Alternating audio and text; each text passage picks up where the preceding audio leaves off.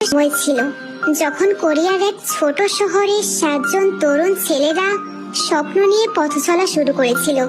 তাদের চোখে ছিল আগুন, মনে ছিল জেদ, আর হৃদয়ে ছিল সঙ্গীতের প্রতি ভালোবাসা। তখনও কেউ জানতো না এই 7জনই একদিন হয়ে উঠবে কোটি কোটি মানুষের হৃদয়ের স্পন্দন, যাদের নাম বিটিএস।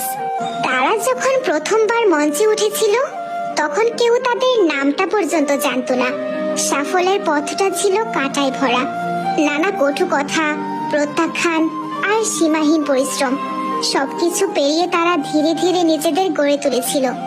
কিন্তু বিটিএস এর জাদু শুধু তাদের গানের ভেতরে নয়, ছিল তাদের গল্পে, ভালোবাসায় এবং অনুপ্রেরণায়।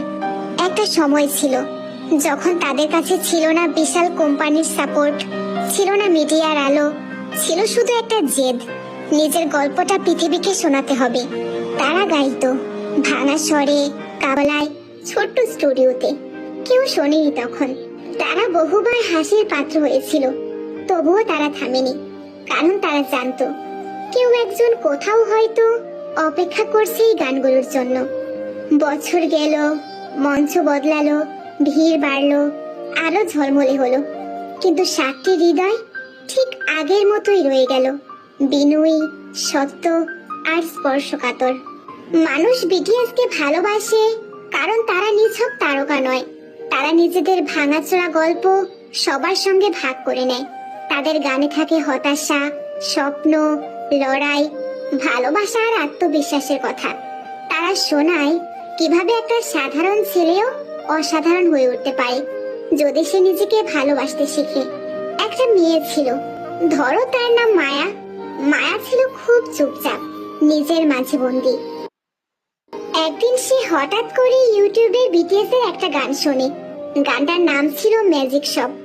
গানের প্রতিটা শব্দ যেন তার ভেতরে কষ্টকে জড়িয়ে ধরে বলেছিল, তুমি একা নও।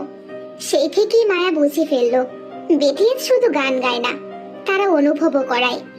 এমন কোটি কোটি মায়া আছে সারা দুনিয়া জুড়ে, যারা বিটিএস এর গানে খুঁজে পায় সাহস, ভালোবাসা আর নিজেকে গ্রহণ করার শক্তি।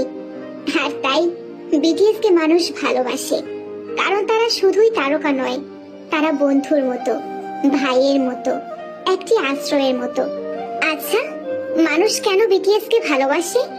কারণ তারা সত্যি, কারণ তারা তারার মতো উঁচুতে থেকেও মাটির গন্ধ ভুলে যায়নি, কারণ তারা বলেছে নিজেকে ভালোবাসো যখন পৃথিবী বলছিল তুমি যথেষ্ট নও, কারণ তারা শুধু গানই শোনায় না, তারা বুকের ব্যথা বোঝে।